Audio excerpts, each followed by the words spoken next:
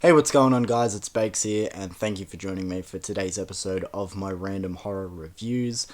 Today's movie is one that really doesn't need any introduction. It's one of the greats of the horror genre. It's an undeniable classic. Today's movie is Rosemary's Baby from 1968, directed by Roman Polanski, starring Mia Farrow. I'm sure everybody at least knows of this movie. As I said, one of the undeniable classics and greats of the genre. To be honest, I personally didn't really grow up watching this movie. For the longest time, I was sort of only aware of it through passing. Or maybe that's not the best way of describing it. I always knew of this movie.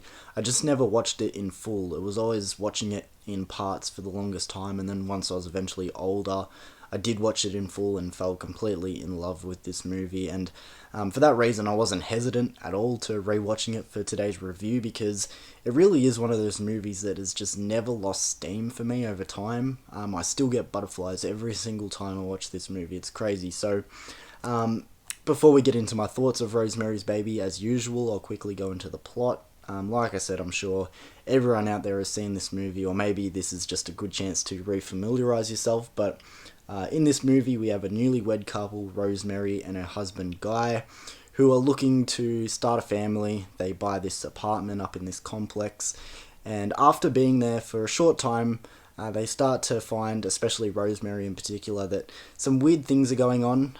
They start to get to know their neighbours a little bit, and they're all quirky characters, and Rosemary seems to think that they're very particular and everything.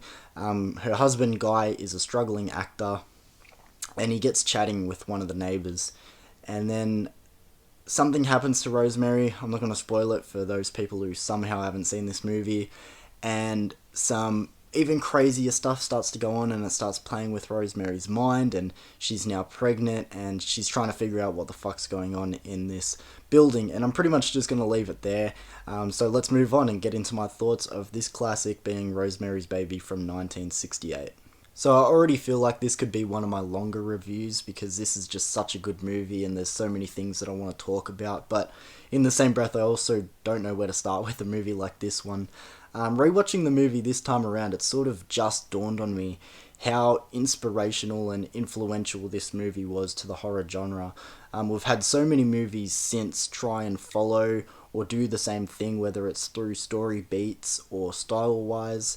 We have another classic in its own right, being The Omen from, that would have been 1976, and then an even more recent movie being like Immaculate. Just so much influence from a movie like Rosemary's Baby, it's crazy. This movie is just so clever and ahead of its time, and just so well made. Obviously, there is good reason to not be a fan of director Roman Polanski, him personally. I definitely understand that, but separating the man from the art, he made a fucking good movie. This movie is just so fucking solid, and like I said, I've seen this movie so many times, and it just never gets old. It never feels uninteresting to me, and probably the hardest thing to have repeat upon a rewatch is I still get nervous watching this movie. I know what happens, I know all the twists and turns and reveals and everything, and I still get butterflies, and that's just something that I always think back on with this movie, because, as I said, I never hesitate to rewatch it, because every time it still gets me as if it's almost the first time again. Right from the opening of this movie, I'm completely all the way drawn in. The theme is just so creepy, and it's one of my all-time favorites through any horror movie or just through cinema in general. It's just really a theme from the first time I heard it. It stuck with me.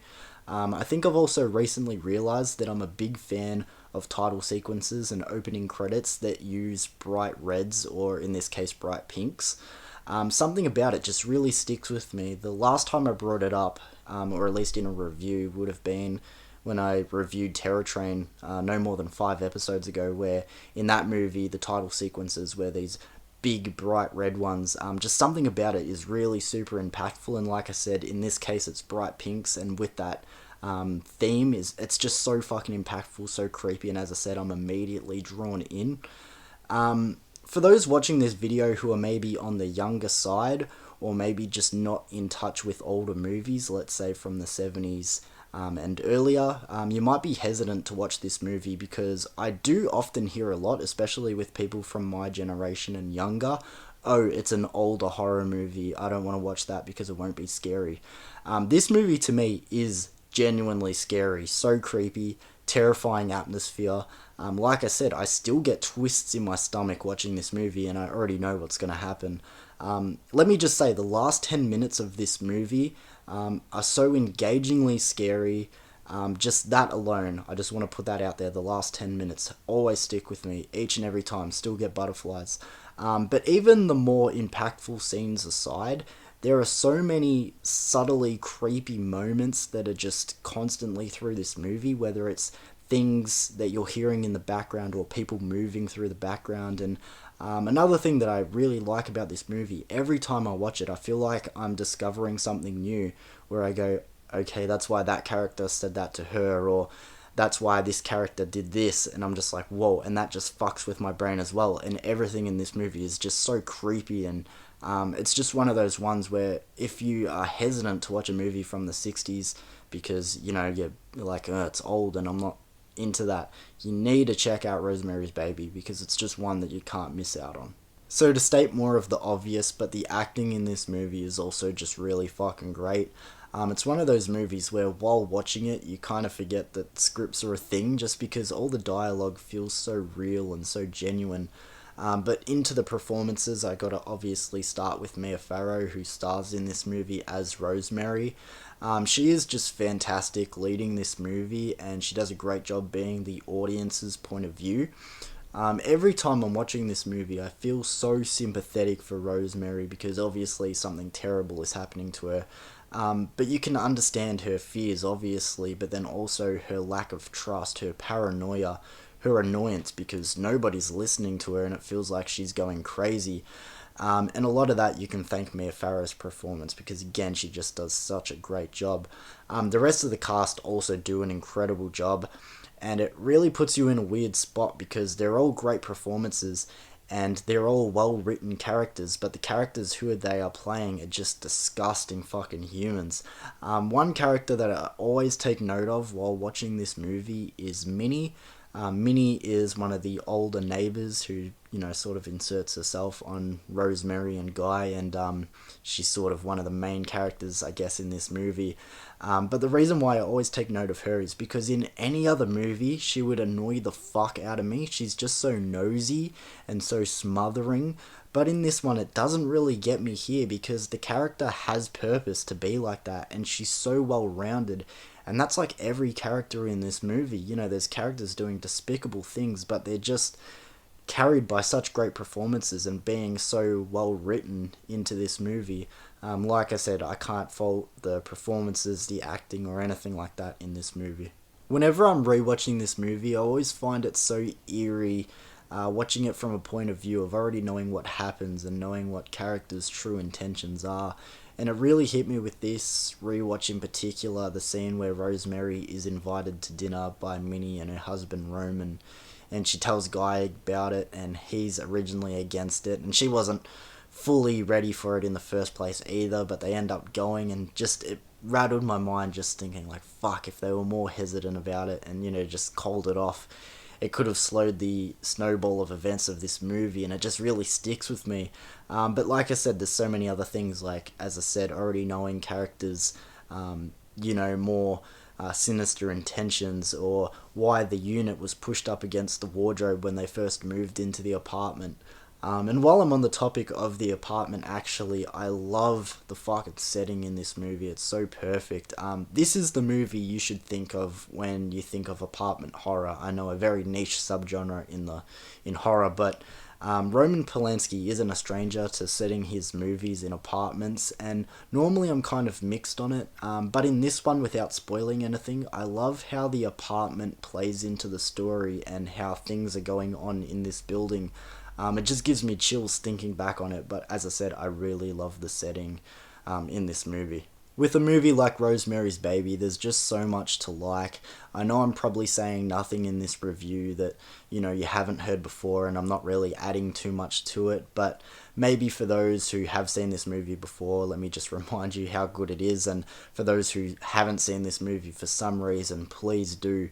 Like I said, it's a classic. It's so influential when it comes to suspense, thrills, twisting your brain, apartment horror. One thing I want to highlight before I wrap it the whole way up is the paranoia, because I feel like paranoia horror is low key a favorite of mine. It stresses the fuck out of me, but in a good way. Like the example in this movie, just no one is listening to Rosemary. Everyone is against her. She feels like she's going crazy and people are playing with her mind, and I fucking love that. As I said, it stresses me out, but I love it. It's just fucking terrifying. But back to it, most people would probably remember this movie or know of it because of scenes like, this is no dream, this is really happening, and the scene where she goes, what have you done with its eyes, and all that. But it's so much more than that. So for a score, I really think it's a no-brainer. I'm sure I've made it obvious by the way I'm speaking about this movie.